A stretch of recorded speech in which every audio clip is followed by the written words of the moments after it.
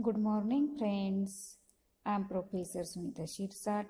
You are most welcome in my channel once again. If you like my video, please share it with your friends. If you like my channel, please subscribe it. Okay? Today we have new drama, new play, Muhammad bin Tughlaq by Girish Karnar and his character also. What is the that means who is Muhammad bin Tughlaq, who is called in short Tughlaq. He is a wonderful king, the scholarship, intelligent and very wise. There's praise for his scholarship. He was a great visionary. His sense of justice, his impartiality were very admirable. He was not a tyrant. He was shattering of his ideals. He has hatred and revolt of the people. He was a crafty intriguer. His nature was very impulsive. He had to suffer frustration, and he was one of the confused king. Actually, in what way he was a wonderful king? In the play, he is a central character. That means the hero of the play, protagonist of the play. He was a most wonderful king who ruled India for a short span of 20 years. Girish Karnar has shown him to be a man of opposites, the ideal and the real, the divine inspiration and the depth intrigue. One of the critics said that Karnar projects the curious contradiction in the complex personality of the Sultan. Now, what to say about his scholarship? The Tughlaq is well versed in Greek, Persian, and Arabic literature. He has read the Greeks. He was a very much influenced by the excellence and the intelligence of uplifting in the poetry, as well as he is also the expert in playing the game of chess. His learning of Quran is better than that of any sheikh of that period. Now, what to say about his scholarship? You are a learned man, Your Majesty. You are known the world over for your knowledge of philosophy. Barani has said. That means even his critics and opponents recognize his scholarship. Sheikh Imam Uddin, who had raised the standard of revolt against the Sultan and stirred the people of Kanpur to rebel, admits that Sultan is a scholar of eminence.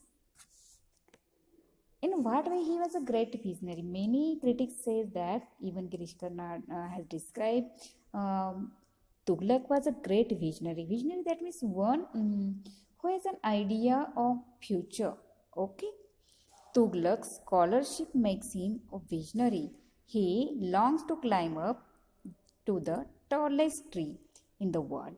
Like Nehru, who was also a visionary, he has hopes of building a new future for India and is ready to explain what the people don't understand.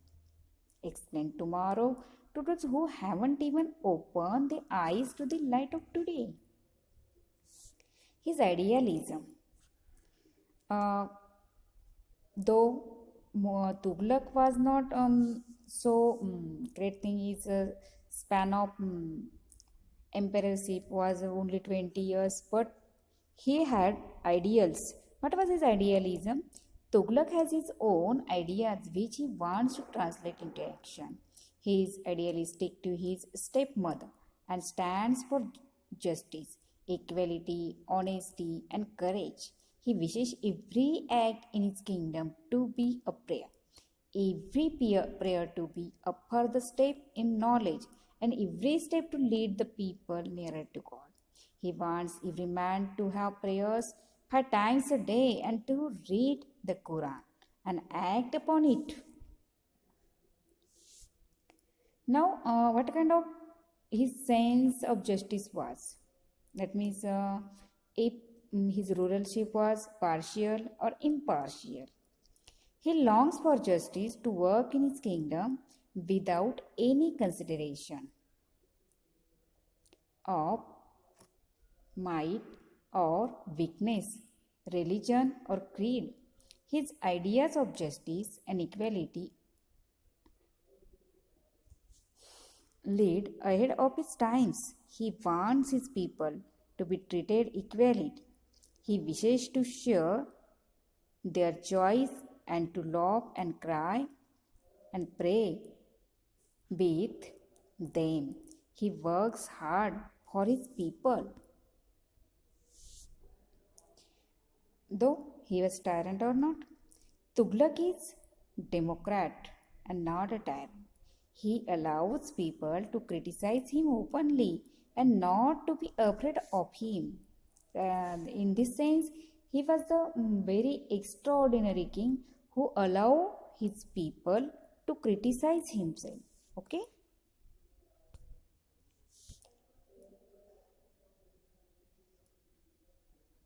How his dreams, his ideas shatter before him. All his idealism is shattered. Justice and equality is denied by his state officers to the people. Thieving, looting, killing are rampant in the state. People eat burnt strip of skin of all kinds of animals. They are facing drought and famine, stalking. There are riots for foods. Now, what kind of his reward? Tughlaq wanted to be a king worthy to wear royal robes, to be loved by people of his state, to gain their confidence, to begin trust, but he got hatred, contempt, and revolt. His stepmother suspects him, even Barani doubts him.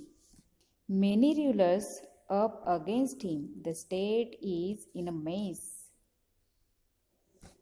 Now, some critics say he was a crafty king and also he was a crafty intriguer.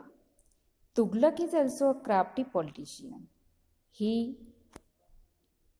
commits murder, one murder after the other.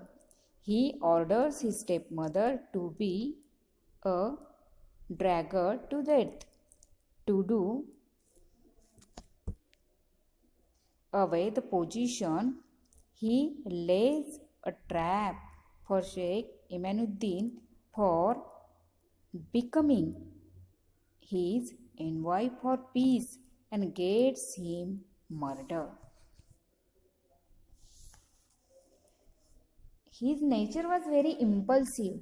That means what he wants, he always does it. Tughlaq is impulsive in nature. He always thinks that he is right and all his actions are also right. Nobody can foretell his moods and actions and his own fate. That means he didn't listen to anyone. Okay? He had to suffer frustrations in his life. What were his frustrations? Tughlaq's ideas were frustrated within a short span of 20 years.